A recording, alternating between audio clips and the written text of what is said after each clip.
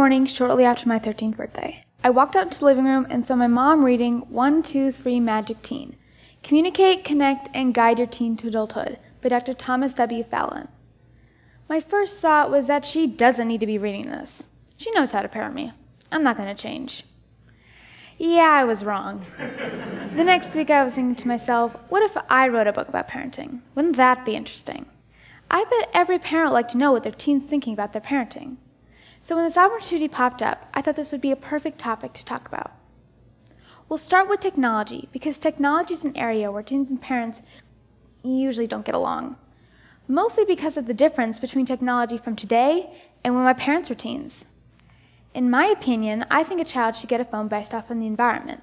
So what I mean by that, if your child lives in Iowa, kids usually don't need a phone at a younger age. But for kids who live in New York City, they have to walk to school and get food in the city, so it's more important to have a phone at a younger age for safety purposes. There's age, but there's also time to consider. For me, I think the time limit should be anything that the parents can handle. What I mean by that, if you are spending 12 hours on your phone and tell your kid you only have 1 hour screen time, there's a problem. Don't set time limits for your kid if you can't follow them too. I mean, come on parents, have a little fairness. A time limit should be anything that you can handle. In order to understand your teen, you need to understand what your teen thinks of you.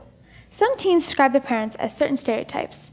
These stereotypes fall into 2 categories, the boss and the loosey-goosey. The boss is a strict parent that you might hear saying, what I say goes, and when you make the money, then you can make the rules. The loosey-goosey lets anything slide. For example, a teen could stay up all night, but the loosey-goosey wouldn't have a problem with that. Also, a loosey-goosey could also be okay with one thing and be strict on another. For example, a teen could have a very strict bedtime, but have as much screen time as they like. The parent that I like to see is not the boss, nor the loosey-goosey, but in the middle. I call this parent the listener. The listener gives directions, but let their teen have options. The boss and the loosey-goosey aren't bad parents, but the listener takes the good out of these two and then leaves the bad. Imagine your teen wants to quit the basketball team and get a job at McDonald's. The listener would ask questions before the teen would make a decision.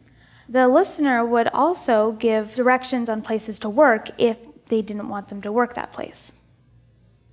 But how can you listen to your teen if he or she is so mad? Or how can your teen listen to you if you're so mad? Let's talk about emotions. So, emotions. We all have them. But teen emotions are very special.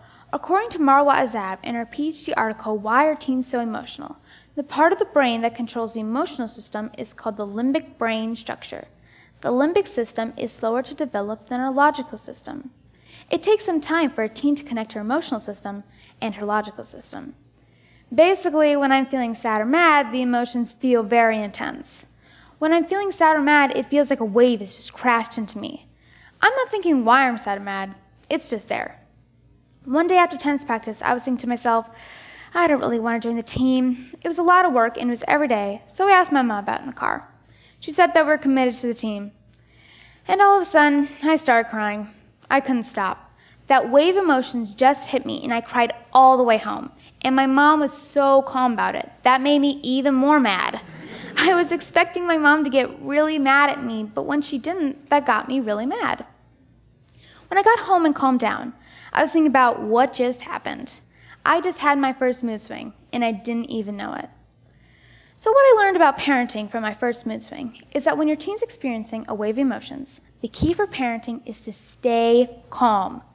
If you stay calm, your teen's wave of emotions will pass, and they will realize that they were being silly. But if you fight back, your teen actually has a reason to be mad. They won't think about how they just had a mood swing, they'll think about how you just yelled at them. So parents, if your teen's experiencing a mood swing, stay calm and realize it's not you, it's emotions. As a beginner teen, I'm starting to learn about emotions, understanding technology, and seeing different types of parents. I also understand since I'm the oldest, my parents are figuring this out too. And by the way, I love my parents, and this is not about how bad they are at parenting. This comes from a variety of places and my realization on, wow, it's really hard to parent a teen. We all experience like what it's to be a teen, but with a little bit of listening, we'll all get to the finish line. Thank you.